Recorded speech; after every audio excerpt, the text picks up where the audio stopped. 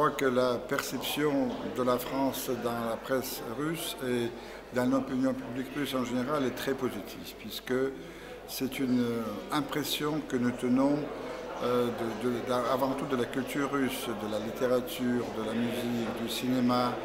Et je crois que si vous demandez à des Russes quels sont les pays qui les intéressent le plus, la France figure toujours parmi les pays qui les intéressent vraiment. Et on peut juger ça aussi par le nombre de Russes qui viennent en France. Vous avez partout.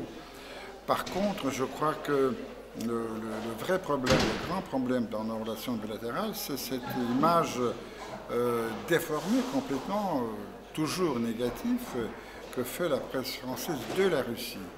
Et ceci est devenu un vrai frein au développement de nos relations, puisque d'abord, on parle de l'importance des investissements russes en France, mais quand les investisseurs russes veulent bien investir en France, souvent ils sont accueillis ici, dans la presse française, par une tollée en disant que la Russie veut mettre la main basse sur la France. Ça dissuade beaucoup de gens de venir. C'est un climat de méfiance, même d'hostilité, qui est à mon avis très très néfaste à nos relations. Et on ne peut pas en même temps développer des relations positives au niveau politique et autres et cultiver dans l'opinion publique l'image d'un pays ennemi de la France. C'est la fabrication de l'ennemi à laquelle on assiste, et moi, en tant qu'ambassadeur, je le regrette énormément. Je crois au contact entre les hommes. Il n'y a rien de mieux, et je suis sûr, je le sais d'après mon expérience, que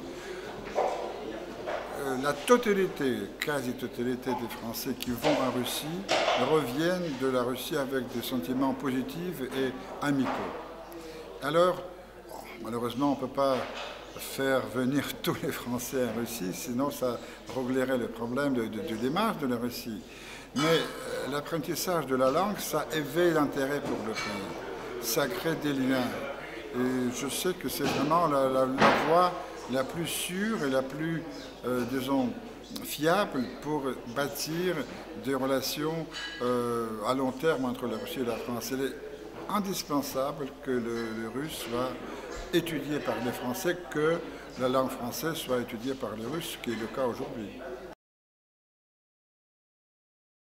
Je crois que c'est assez difficile puisque la France, comme tous les autres pays de l'Union européenne, ont déjà délégué beaucoup de leurs compétences à Bruxelles, ce qui n'est pas toujours bien. Je crois que c'est une autre chose, mais il y a quand même des sphères, des domaines où on pourra développer des relations bilatérales qui ne sont pas encore couvertes par Bruxelles omniprésent. C'est la culture, sans doute, ce sont les relations humanitaires, l'économie aussi en quelque sorte. Il y a encore de la place pour le développement bilatéral.